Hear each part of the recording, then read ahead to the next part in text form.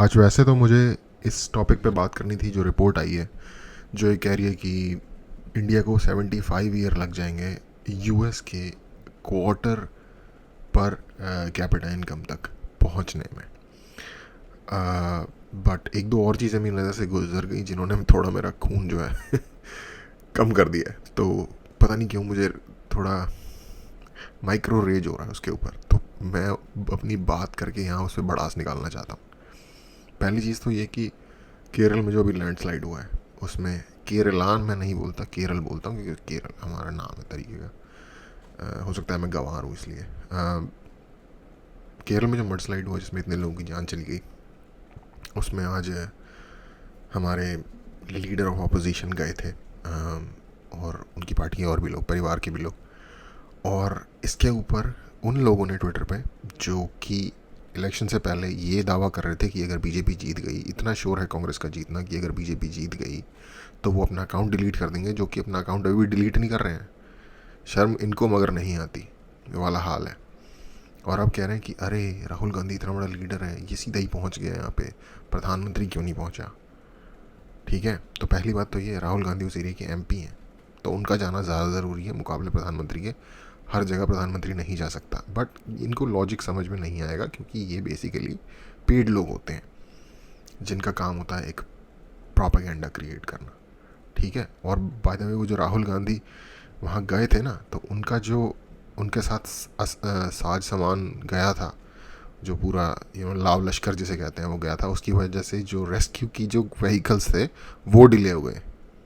तो अब आप मुझे बताओ कि बड़े नेताओं को ऐसी जगहों पे जस्ट आफ्टर द डिज़ास्टर जाना जिसमें कि वो ट्रैफिक ब्लॉक कर रहे हैं, वो उस तरीके का जो कि रेस्क्यू पहुंचा रहा है, क्या वो काम की चीज़ है या उल्टा। कोई बात नहीं यार, चलो फोटोशॉप करना होता है। और हाँ, प्रोपेगेंडा से याद आया, अगर आप लोगों को नहीं ऑलरेडी रियलाइज़ हुआ तो ये जो ऑपोजिशन की पार्टी है इनकी तरफ से प्रोपेगेंडा इतना ज़्यादा इजी हो गया अब डिसाइफर करना, क्योंकि मुझे भी पहले रियलाइज़ नहीं होता था।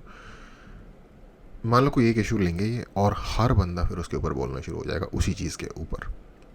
फॉर एग्जांपल, नई पार्लियामेंट बनाई जिसको बोल रहे हैं मोदी मैरियट, और कह रहे हैं कि वहाँ से छत लीक हो रही है वहाँ की।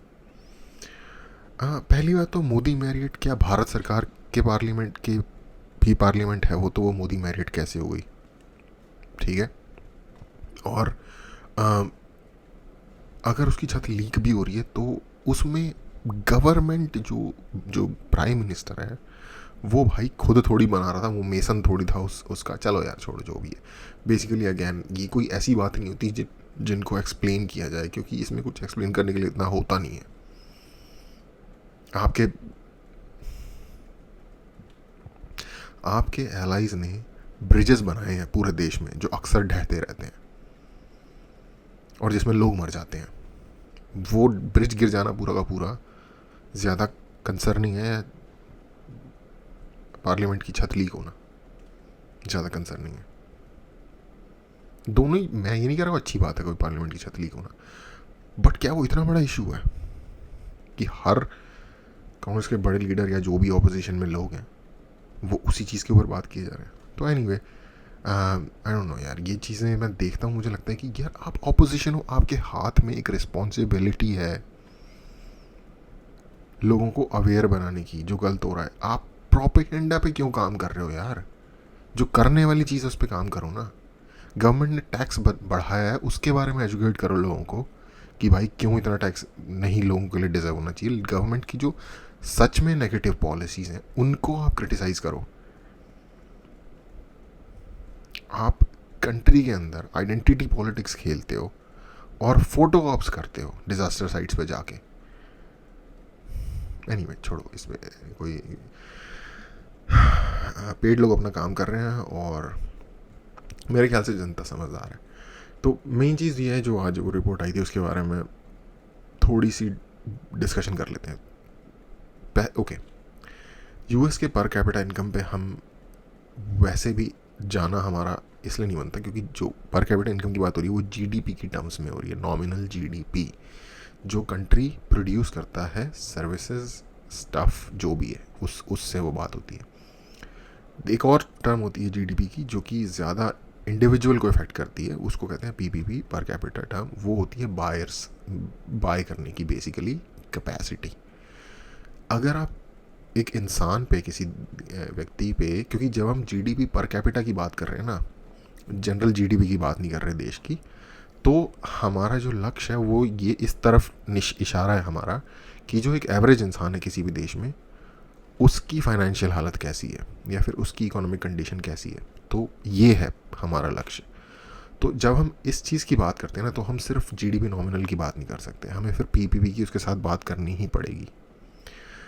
तो पीपीपी की इसलिए बात करनी पड़ेगी क्योंकि जब आप इन दोनों को साथ में देखते हो तो एक तो होती है, जैसे मान लो इंडिया में एवरेज सैलरी लगा लो एक व्यक्ति की 25,000 रुपये, उसी काम के लिए अमेरिका में आज के टाइम पे शायद जनरल ओवरऑल एवरेज, वैसे तो वहाँ आवरली वेज का सिस्टम है, लेकिन कुछ जगहों पे वहाँ पे बहुत ज़्यादा आवर्ली वेज है, कुछ दूसरे स्टेट्स में आवर्ली वेज ऑलमोस्ट हाफ है, कैलिफोर्निया या न्यूयॉर्क जैसी स्टेट्स के मुकाबले में, क्योंकि इन स्टेट्स में हर देश में जैसे कुछ राज्य होते हैं वहाँ पे इकोनॉमिक सिचुएशन बेटर होती है, जैसे इंडिया में बिहार और महाराष्ट्र या बिहार और गुजरात या उड़ीसा और गुजरात में फ़र्क है उस तरीके से।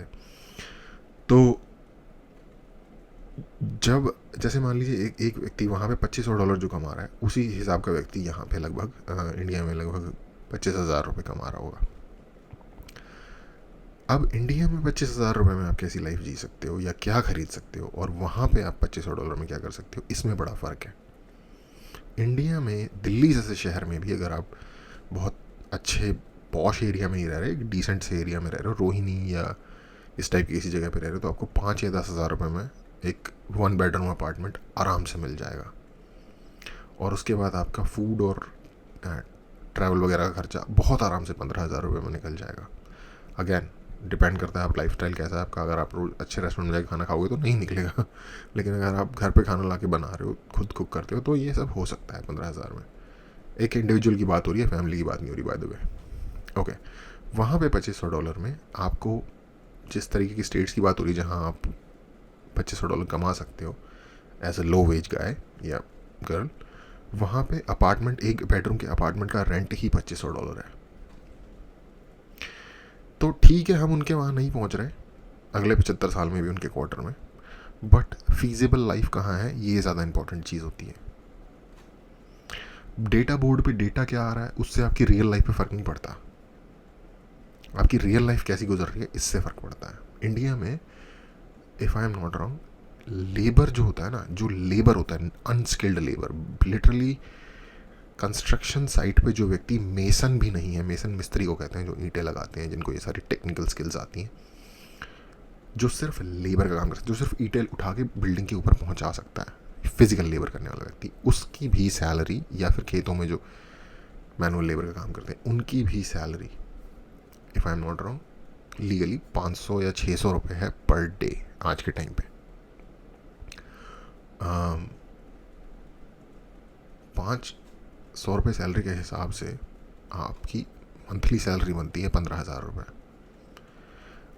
वहाँ, और ये है बेयर मिनिमम। अमेरिका में जो बेयर मिनिमम सैलरी है लोगों की वो है $1700-1800, जो कि एक मैकडोनल्ड में काम करने वाला सदर्न स्टेट का व्यक्ति होगा, जहाँ पे जो मिनिमम वेज होता है आवरली वो $7 या $8 होता है, $9 होता है। तो वो कमा पाएगा टैक्स वैक्स काट के, क्योंकि वहाँ हर व्यक्ति को कुछ फ़र्क नहीं पड़ता आपकी इनकम कितनी है, टैक्स कटता ही है, बोथ फेडरल एंड स्टेट, अगर आपके स्टेट में इनकम टैक्स है तो, क्योंकि कुछ स्टेट्स हैं वहाँ पे जहाँ पे इनकम टैक्स नहीं लगता, बट फेडरल इनकम टैक्स लगता है हर जगह। तो जो वो सैलरी जब कट जाएगी, जब सैलरी में से टैक्स कट जाएगा, तो आएगा आपके हाथ में $1500-1600। वो है वहाँ का बेयर मिनिमम। हमारे वहाँ का बेयर मिनिमम है लगभग 15,000 रुपये। तो आप ये सोचिए कि इंडिया वहाँ पे उस 1500 रुपये में मेरे को नहीं लगता कि रेंट और फूड मीट, उन जगहों पे बाय द वे रेंट कम है, उन जगहों पे $700-800 में रेंट पे एक जगह मिल जाती है, एक बेडरूम का रहने का सिस्टम हो जाता है वहाँ। उसी तरीके से इंडिया में भी जो वो लेबर तबका है वो 10,000 के रेंट वाली जगहों पे नहीं रहता, वो किसी 4-5 हज़ार वाली रेंट वाली जगह पे रहता है। तो हम भले ही अगले 75 साल में ना मीट कर पाए उनका क्वार्टर, क्योंकि अगेन हम जीडीपी की बात नहीं कर रहे, हम जीडीपी पर कैपिटा की बात कर रहे हैं। जीडीपी पर कैपिटा की सारी सेंस या वैल्यू ही इस बात में है कि जो कंट्री में रहने वाले लोग हैं उनका लाइफस्टाइल किस लेवल का है। क्या आप अच्छा लाइफस्टाइल मेंटेन कर पा रहे हो या नहीं कर पा रहे जो आप पैसे कमा रहे हो उसके मुकाबले सारी की सारी जीडीपी पर कैपिटा की सेंस उसी चीज़ से आती है। और वो इंडिया में ऑलरेडी मेरे को लगता है वहाँ से बेटर है। कुछ चीज़ों में ऑफ कोर्स यूएसए में सिचुएशन बेटर है, क्योंकि रेंट और खाने पीने की चीज़ों की रेट का तो बहुत ज़्यादा डिफरेंस है वहाँ और यहाँ इंडिया में। लेकिन जैसे फ्यूल हो गया, पेट्रोल हम गाड़ी में डालते हैं, डीजल डालते हैं, उसमें कोई बहुत ज़्यादा फ़र्क नहीं है, वो ऑलमोस्ट सेम ही होता है इंडिया में और वेस्ट में जनरल। स्पेशली यूएस में शायद थोड़ा सस्ता ही होगा यूएस में फ्यूल, क्योंकि उनका जो ओवरऑल ट्रांसपोर्ट सिस्टम है ही नहीं। उन्होंने जिस तरीके का कल्चर डिज़ाइन किया हुआ है वो गाड़ियों के और पर्सनल व्हीकल के अराउंड घूमता है, तो इसलिए उनको पेट्रोल प्राइसेस, डीजल प्राइसेस को मेंटेन करना पड़ता है। उनका जो ट्रांसपोर्ट होता है वो भी ट्रक्स के ऊपर ही है सारा का सारा बेस्ड, रेल पे थोड़ा ही है इसलिए। और बाय द वे इंडिया की जो टोटल जीडीपी है इस टाइम वो 3.7 ऑलमोस्ट, चलो शायद अभी के टाइम में 4 टच हो गई होगी। यूएसए की 26 ट्रिलियन है यार, ठीक है, बट लोग वहाँ पे हमसे 1/5 या 1/4 और 1/5 के बीच में होंगे, यानी कि 25 से लेके 20% के बीच में वहाँ पे लोग हैं। हमसे 23% लोग होंगे शायद इंडिया की टोटल पॉपुलेशन का। और इकोनॉमी है, आप 4 भी अगर लेके चल लो तो 6 से 6.5 गुना बड़ी, 7 गुना बड़ी। तो यस है, ये फ़र्क है। लेकिन जीडीपी पर कैपिटा जिस चीज़ की एक्चुअल में बात करता है, जिस प्रॉब्लम को सॉल्व करता है या जिस प्रॉब्लम को रिफ्लेक्ट करता है, वो प्रॉब्लम नहीं है। हाँ, आज से 75 साल बाद जब हम उनके क्वार्टर जीडीपी पर कैपिटा पे हो जाएंगे, उनका GDP per capita, by the way ये भी एक बार थोड़ा सा कंपेयर कर लेते हैं, वहाँ जीडीपी पर कैपिटा है $65,000। इंडिया में जीडीपी कुछ ऊपर नीचे हो सकता है क्योंकि ये चीज़ें चेंज होती रहती हैं। इंडिया में जीडीपी पर कैपिटा है ऑलमोस्ट 22 या 23, कुछ $2,500 के आसपास। तो अभी अगर आप देखो तो फ़र्क है 20 गुने का, 2500, 25,000, 20 गुने 24 गुने का फ़र्क है, 26 गुना का फ़र्क है। वहाँ जीडीपी पर कैपिटा 26 गुना ज़्यादा है, बट लाइफस्टाइल सेम है यार, क्योंकि इंडिया में चीज़ें सस्ती हैं। हाँ, अगर आप एप्पल का फ़ोन लोगे तो वो सेम प्राइस पे आएगा जैसे वहाँ आता है, शायद थोड़ा वहाँ सस्ता ही मिलता हो। इलेक्ट्रॉनिक गुड्स दूसरे या वगैरह फ्यूल और गाड़ियाँ, इन चीज़ों के रेट थोड़े से एक ही पैरिटी पे है, बट वो चीज़ फिर इंडिया में लोग सेव वगैरह करके मेंटेन कर लेते हैं, क्योंकि इंडिया में एक सेविंग कल्चर है, सेव करना पॉसिबल है। वहाँ पे पॉसिबल ही नहीं होता सेव करना, इस तरीके से आपका लाइफस्टाइल डिज़ाइन होता है। तो लोग ना एक चीज़ लेके उड़ जाते हैं, एक खबर ली और ये देखो इतनी बड़ी बात हो गई, ये हमारा जीडीपी हुई तो हमें 75 साल लगेंगे उनके एक क्वार्टर तक पहुँचने में। अबे तो क्या फ़र्क पड़ता है, जिम्बाब्वे डॉलर में तो हम सब बिलियनियर हैं भाई, तो उससे भी क्या फ़र्क पड़ गया। बेसिकली लाइफ की क्वालिटी तो वहाँ पे भी वही है और यहाँ पे भी वही है।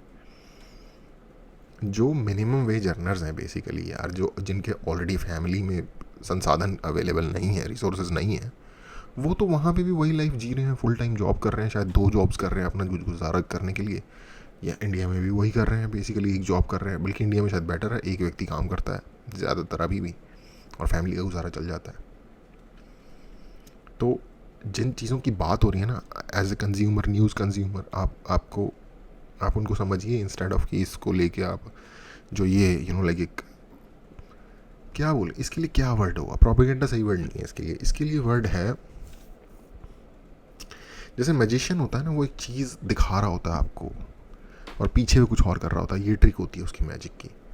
तो ये उस तरीके का एक लाइक हवाबाजी है न्यूज़ के नाम पे, ये चीज़ है। तो ये अगेन ये लोग लेके उठ चल पड़ते हैं, अब इसके पीछे डिफरेंट तरीके के मोटिव्स हो सकते हैं, गवर्नमेंट को नीचे दिखाना, कंट्री को डिमोरलाइज करना। और आप सोचोगे कि क्यों करेगा कोई ऐसा? देखो भाई, दुनिया में क्या क्या चल रहा है पर्दे के पीछे वो हमें कुछ नहीं पता उसके बारे में। एक से बढ़ के एक पहुंचे हुए लोग हैं जो थॉट प्रोसेस रीशेप करना चाहते हैं लोगों का चीज़ों के बारे में, या अपने अकॉर्डिंग शेप करना चाहते हैं। तो अगेन चीज़ों के कॉन्टेक्स्ट को देखिए, और इस तरीके की न्यूज़ अगर आपको लगे कि यार ये तो बड़ी बुरी खबर है, बड़ा दुख दे रही है, ओहो ऐसा हो गया, तो अगेन कोशिश करिए थोड़ा उनके बारे में पढ़ लें अगर आपको ऑलरेडी नहीं पता।